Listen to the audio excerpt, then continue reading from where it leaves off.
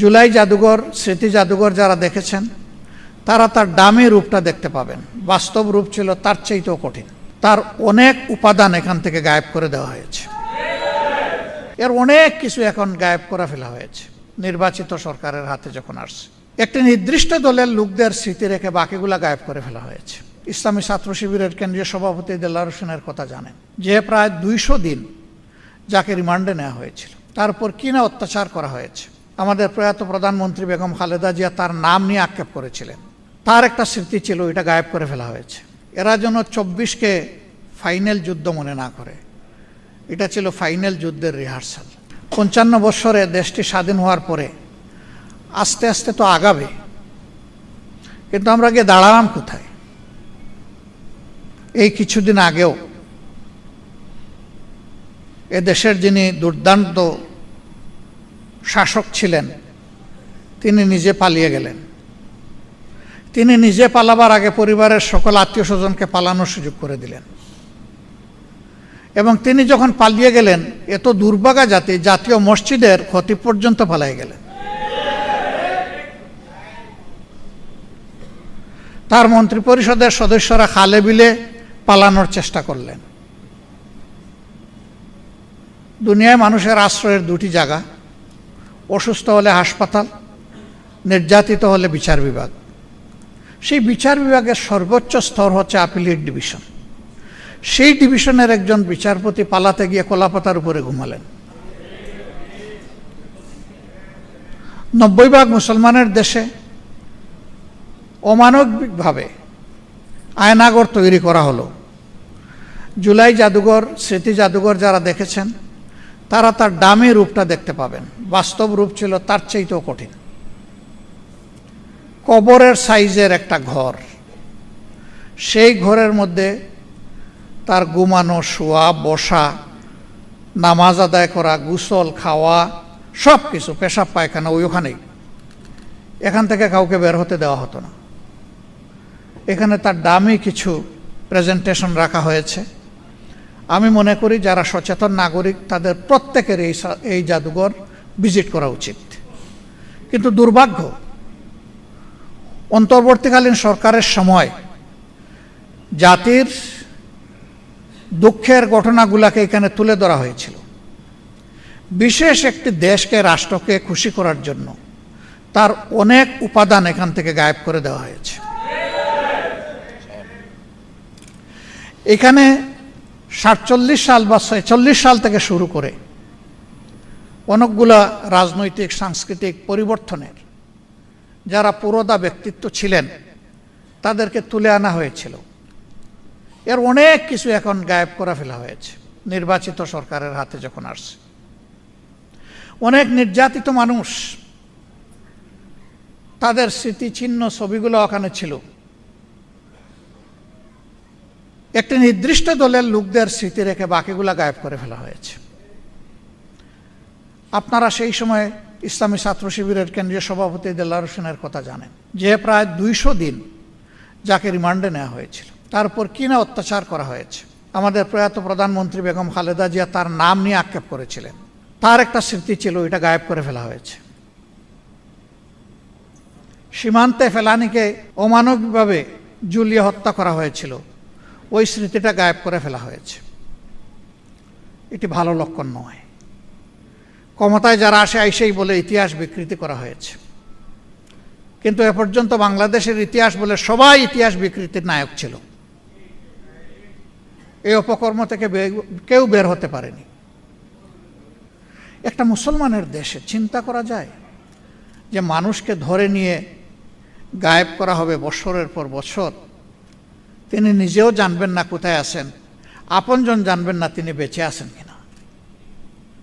সেই কাণ্ড কারখানা এই দেশে করা হয়েছে। এরা এতটাই অপরাধী ছিল যে দেশের বুকে তারা স্থির থাকার সাহস করতে পারেনি। এই জন্যই তো তারা পালিয়ে গেছে। আর দুনিয়ার ইতিহাস বলে একবার যারা অপকর্মের দায় নিয়ে পালিয়ে যায় তারা আর ফিরে আসতে পারে না। কোনো ইতিহাস নাই। বাংলাদেশে এখন সেই ন্যারেটিভ তৈরি করার জন্য পরিকল্পিতভাবে ফ্যাসিস্টদের যারা দূষর তারা এখন নেমে পড়েছে। আমরা তাদেরকে বলি 24-এ যে মানুষগুলো জেগে উঠেছিল তারা সবাই মারা যায়নি, তারা ঘুমিয়ে পড়েনি, তারা সজাগ দৃষ্টিতে সব কিছু প্রত্যক্ষ করছে।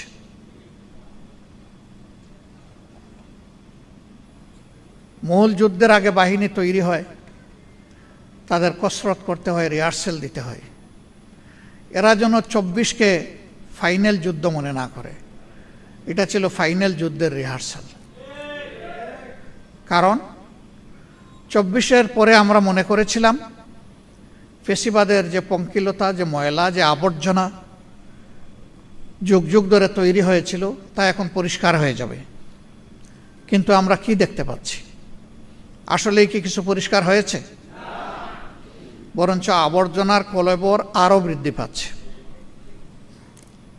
ফেসিবাদ কোনো নির্দিষ্ট দলের সাথে যায় না। ফেসিবাদ একটা সংক্রামক ব্যাধি, এটা এক জায়গা থেকে আরেক জায়গায় সংক্রমিত হয়। এই ভাইরাস যার উপরেই ভর করবে সেই ফেসিবাদী। নির্দিষ্ট কোনো এর জন্য মার্কা মারা হবে না। আমরা অবাক বিস্ময়ে দেখলাম 15.5 বছর সবাই যারা আমরা নির্যাতিত ছিলাম এখন আছি।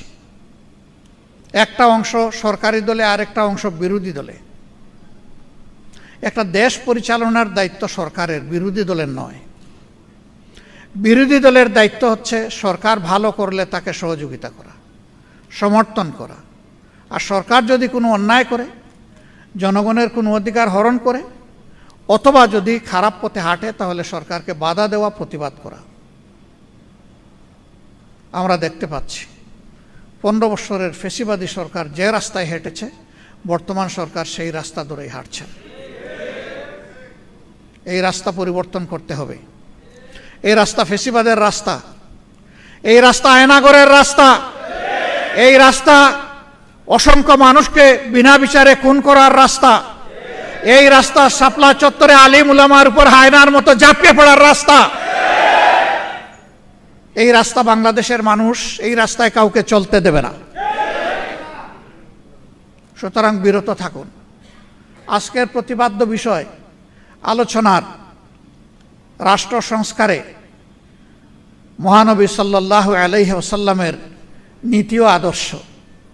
এই আদর্শ রাসূল করিম সাল্লাল্লাহু আলাইহি ওয়াসাল্লামের নিজের তৈরি নয়। এই আদর্শ সিলেক্ট করে দিয়েছেন, তৈরি করে দিয়েছেন স্বয়ং আমাদের স্রষ্টা আল্লাহ রাব্বুল আলামিন। আল্লাহ রাসূল নিজেই বলেছেন, আনা বাশারুম মিসলুকুম, আমি মানুষের মতোই একজন মানুষ, তবে হ্যাঁ আমাদের মতো মানুষ না। উনি সকলের মধ্যে শ্রেষ্ঠ মানুষ। তফাৎ কি? তফাৎ হচ্ছে আমার কাছে ওহী আসে আর তোমাদের কাছে আসে না। আল্লাহ যা আমাকে হুকুম করেন আমি তাই মানি, এর বাইরে আমি কিছু করি না। অতএব হেরা গুহার প্রথম দিনের দাওয়াত বুকে নিয়ে ওহীর সেই অংশটা, সূরা আল আলাকের এই অংশটা বুকে ধারণ করে তিনি যে ওই হেরা গুহা থেকে জবলে নূরে নেমে এসেছিলেন, ইন্তেকালের আগে তার প্রিয় গুহায় আরেকটি বার তিনি ফিরে যেতে পারেন নাই। কেন পারেন নাই? তখন থেকে তার উপর একটার পর একটা আল্লাহ তাআলার পক্ষ থেকে দায়িত্ব আসতে থাকলো। তিনি কিভাবে এই সমাজকে বদলাবেন। কোন সমাজ? যেই সমাজটি মানুষকে মানুষের স্তরে রাখে নাই, পশুর চাইতে আরো নিকৃষ্ট স্তরে নিয়ে গিয়েছিল। দুনিয়ার পবিত্রতম জায়গা খানায়ে কাবা, যেটাকে বায়তুল আতিক বলা হয়েছে, আল্লাহর জন্য নির্ধারিত সর্বপ্রাচীন ঘর, এই ঘরটাকেও তারা অপমানিত করেছে। উলঙ্গ মানুষ, নারী পুরুষ ঘোরাফেরা করত, আর সেইটাকে আবার ইবাদতের নামে চালিয়েও দিত। মূর্তি দিয়ে ঠাসা ঠাসা করে রেখেছিল। তাওহীদের আওয়াজ সেখানে বুলন্দ করার পরিবেশ ছিল না, শেষ করে দেওয়া হয়েছিল। নারী জাতিকে মানুষ গণ্য করা হতো না।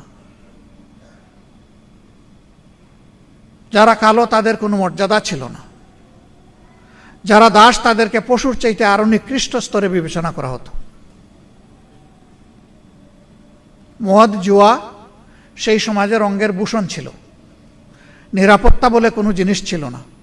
মানুষের রক্ত সেখানে মানুষের জন্য হালাল ছিল। যার গায়ে বল আছে সে দুর্বলের উপর যে কোনো সময় ঝাঁপিয়ে পড়তে পারবে, কোনো বাধা নাই। সেই রকম একটি অসভ্য উচ্ছৃঙ্খল সমাজকে আল্লাহ তাআলা তার প্রিয় নবীর সোহবতে এবং তার হেদায়েতের মাধ্যমে দুনিয়ার সবচাইতে সভ্য জাতিতে পরিণত করেছিলেন। হযরতে উমরের মতো মানুষ, তিনি বের হয়েছিলেন আল্লাহ রসুলকে হত্যা করার জন্য। সেই হত্যাকারীকে আল্লাহ তাআলা ওই সফরে হেদায়েত দিয়ে দুনিয়ার একজন শ্রেষ্ঠ মানুষে পরিণত করলেন। কোরআন শুধু মুসলমানের জন্য নয়, কোরআন শুধু মানব জাতির জন্যও নয়, কোরআন সমস্ত সৃষ্টির শৃঙ্খলা বিধানের জন্য।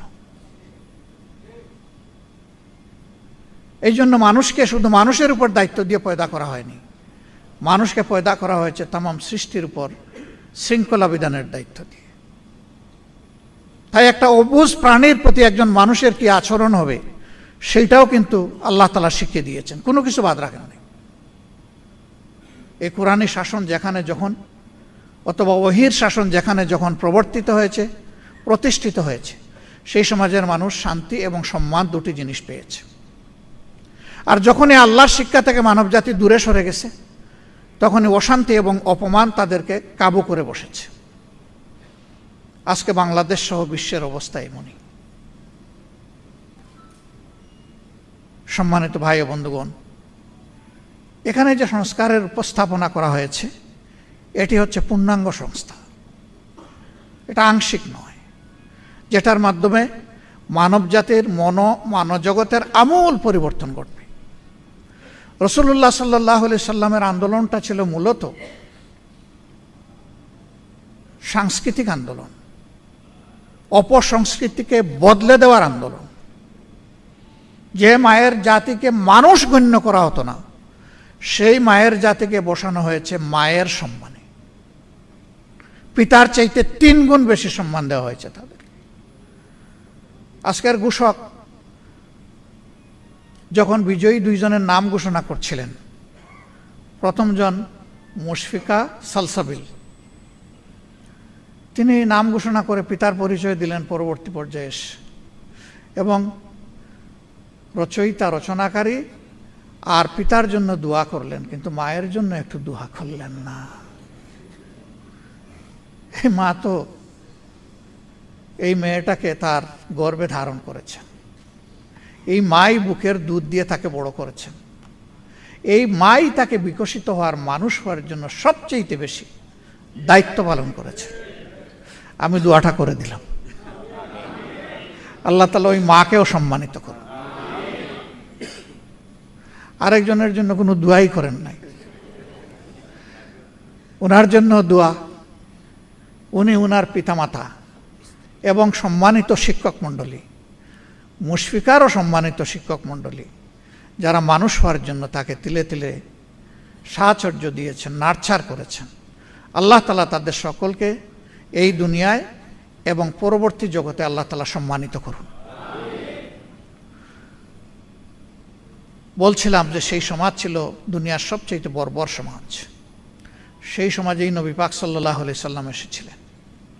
সমাজের মানুষ কি আচরণ করলো তার সাথে? এত বড় একটা নিয়ামত তারা পেল, জানলো, বুঝলো, তারপরে তার সাথে শত্রুতা করলো, ভয়ঙ্কর শত্রুতা।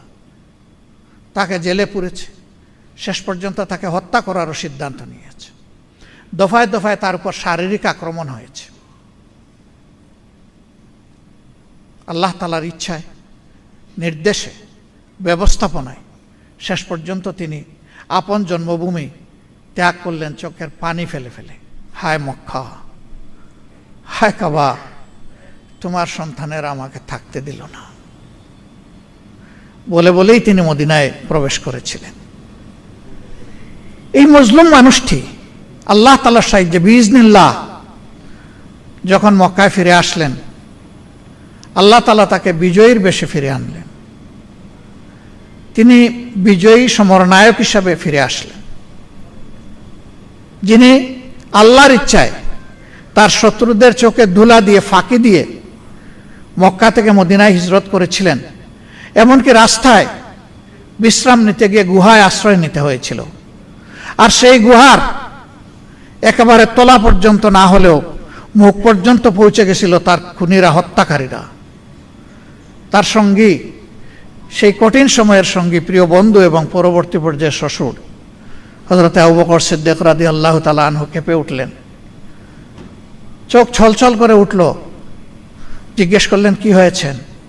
তিনি বললেন, ভয় পাচ্ছি। কেন ভয় পাচ্ছ? শত্রুদের পা দেখা যাচ্ছে। হে আল্লাহ রসুল, আমি আমার জীবনের জন্য নয়, আল্লাহ নবীর জীবনের জন্য ভয় পাচ্ছি। রাসূল করিম সাল্লাল্লাহু আলাইহি সাল্লাম শান্ত, সৌম্য, দৃঢ় মানসিকতা নিয়ে মিষ্টি হেসে বললেন, আবু বকর, সেই দুই ব্যক্তি সম্পর্কে তোমার কি ধারণা যে দুইজনের সাথে স্বয়ং আল্লাহ আছেন?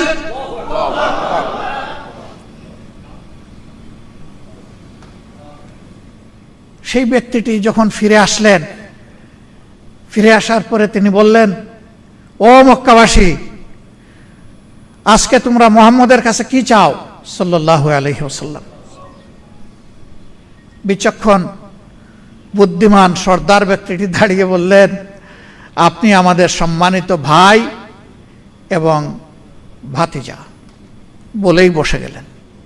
কি চান এটা বলেননি, ইশারা কাফি। রাসূল মকবুল সাল্লাল্লাহু আলাইহি ওয়াসাল্লাম বুঝে ফেললেন, আপন ভাইয়ের কাছে, আপন ভাতিজার কাছে একজন মানুষ বা মানব গোষ্ঠী যা চায়, আজকে মক্কাবাসী আমার কাছে তাই চায়। তার অন্তরে ভাবনার জোয়ার সৃষ্টি হলো, আমি আজ কি করব? এখানে তো আমি স্পষ্টভাবে দেখতে পাচ্ছি হযরতে সুমাইয়ার হত্যাকারীদেরকে। আমি তো দেখতে পাচ্ছি হযরতে খাব্বাবের উপর যারা অত্যাচার করেছিল তাদের মুখ। আমি তো দেখতে পাচ্ছি আমার কলিজার টুকরা বেলালকে যারা টেনে হিঁচড়ে মক্কার অলিতে গলিতে তার রক্ত জড়িয়েছে, মাংস জড়িয়েছে, চর্বি গলিয়েছে, আমি তাদের মুখ দেখতে পাচ্ছি। অবস্থা আজকে আমি কি করব? হে আল্লাহ, তুমি সাহায্য করো। আলহামদুলিল্লাহ, কিছুক্ষণের মধ্যেই তার মুখ উজ্জ্বল হলো। তিনি বললেন, হে আমার প্রিয় সাহাবীরা, সঙ্গীরা, তোমরা মদিনার অলিতে গলিতে ছড়িয়ে পড়ো, জানিয়ে দাও মহান আল্লাহ এবং তার রসুলের পক্ষ থেকে মক্কাবাসীকে আজকে সাধারণ ক্ষমা ঘোষণা করা হয়েছে। ইল্লা আশারা, 10 জন ছাড়া, তারা ছিল মানুষের, নিরীহ মানুষের খুনি বা হত্যাকারী। আরেকজনের খুন আমি মাফ করে দেওয়ার অধিকার রাখি না।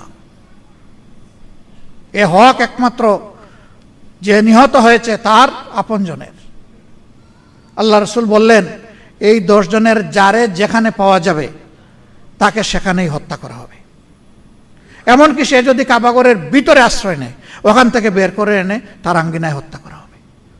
যদি কাবার গিলাপের পিছনে লুকিয়ে থাকে, ওখান থেকে বের করে এনে তাকে হত্যা করা হবে। কারণ হত্যার শাস্তি হচ্ছে একমাত্র হত্যা। না, 10 জনকে হত্যা করা হয়নি।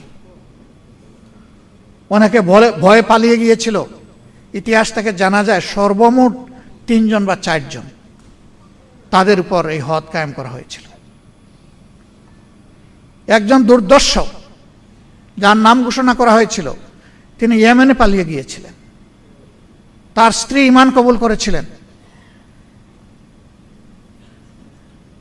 তিনি তার বাচ্চাদের নিয়ে হাজির হয়ে বললেন, হে আল্লাহ রসুল, আমি আপনার একটু দয়া প্রার্থনা করি। তিনি বললেন, মা বলো তো কি? বললেন যে বদরের যুদ্ধে আমার শ্বশুর আপনি এবং আপনার বাহিনীর হাতে নিঃশেষ হয়ে গেছে। ওমর ইবনে হিশাম, যাকে আমরা আবু জেহেল নামে চিনি, তার ছেলে ইকরামা, আমি তার স্ত্রী। এখন এই কচি বাচ্চা আর আমি, আমাদের কোনো অভিভাবক নেই। আমি আপনার কাছে আমার স্বামীর নিরাপত্তা কামনা করছি। রাসূল করিম সাল্লাল্লাহু আলাইহি সাল্লাম যে 10 জনের নাম ঘোষণা করেছিলেন, এর মধ্যে ইনি একজন, ইকরামা।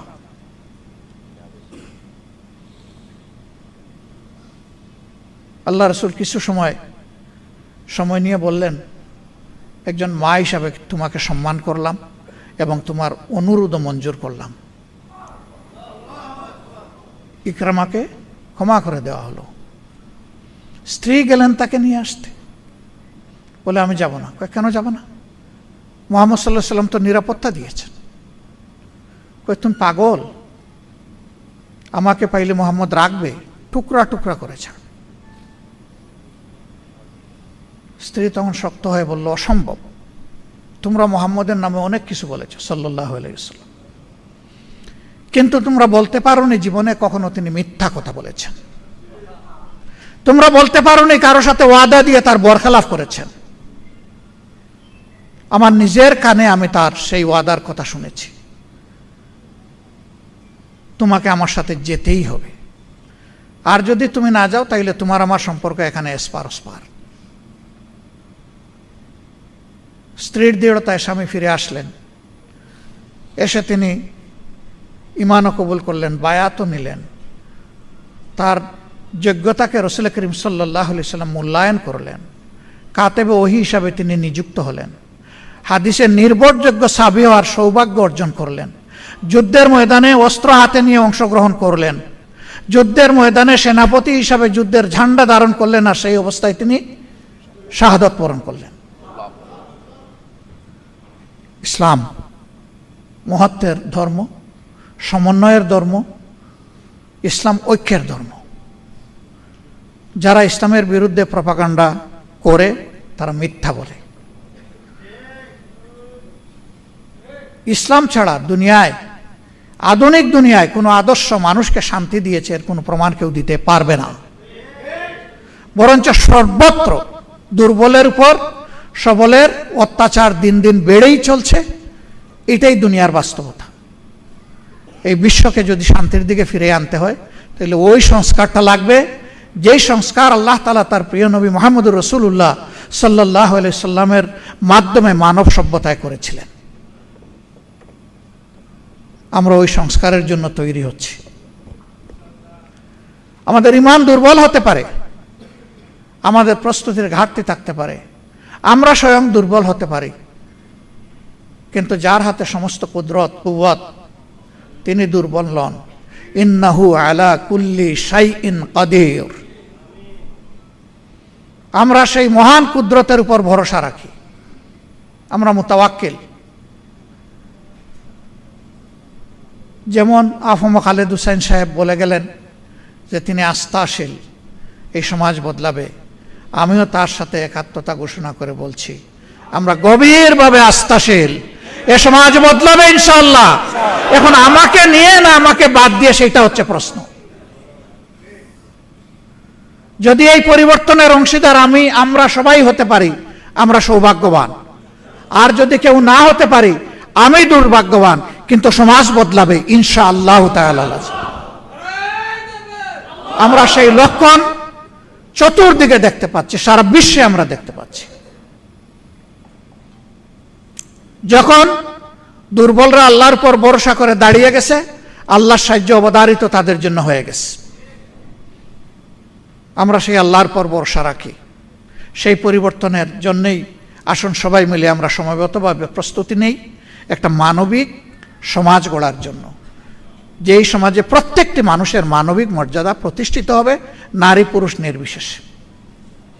মদিনার সনদের কথা আজকের আলোচনায় এসেছে। এর সাথে শোনায় সুহাগা হতো যদি বিদায় হজ্জের ভাষণের সারবস্তু এখানে সংযোজিত হতো। তবে যেহেতু সংস্কারের সাথে বিষয়টা রিলেট করে, এই জন্য সম্ভবত এটাকে হাইলাইট করা হয়েছে। যেখানে কালো আর দল, যেখানে আশরাফ আর আতরাফ, যেখানে আরব আর আজম, সব কিছুকে আল্লাহ রাসূল পায়ের তলায় ফেলে দিয়েছিলেন, সেই বিশ্বটাই আমরা দেখতে চাই। আল্লাহ তাআলা ওই বিশ্বটা আমাদেরকে দান করুন। এবং প্রিয় বাংলাদেশ, কোরআনের আলোকে আল্লাহ তাআলা রাঙিয়ে দিন। যেখানে দল মত জাতি ধর্ম নির্বিশেষে সমস্ত মানুষ শান্তি পাবে এবং নিশ্চিত নিরাপত্তা ভোগ করবে, যেখানে জাস্টিস সবার জন্যে এবং সমান হবে, কারো জন্য এটি আর কারো জন্য ওটি হবে না, সবার জন্য সমান হবে। সেই দেশটাই আল্লাহর দরবারে আমরা মহান আল্লাহর দরবারে আরজ করছি, আল্লাহ যেন আমাদেরকে সেই দেশটাই দান করেন। আজকের এই সেমিনারকে আল্লাহ কবুল করুন, আয়োজনে কোনো ভুল হলে আল্লাহ ক্ষমা করুন, যা কিছু মাবুদের দরবারে পছন্দ হয়েছে আল্লাহ তা কবুল করুন, বরকতময় করুন। আমাদের প্রত্যেকটি নেক পদক্ষেপকে আল্লাহ তাআলা তার সাহায্যের হাত বাড়িয়ে শক্তিশালী করে দিন। আমরা কোনো ভুল করলে আল্লাহ আমাদের ইসলাহ করে দিন, এবং মঞ্জিলে মকসিদে পৌঁছার পথে যত বাধা আসবে এককভাবে শুধু আল্লাহ তাআলার উপর ভরসা করে সেই বাধাগুলা মাড়িয়ে যাওয়ার তৌফিক আল্লাহ তাআলা আমাদেরকে দান করুন। নাসরুম মিনাল্লাহি ওয়া ফাতহুন করিব ওয়া বাশশিরিল মুমিনিন। আসসালামু আলাইকুম ওয়া রাহমাতুল্লাহি ওয়া বারাকাতুহু।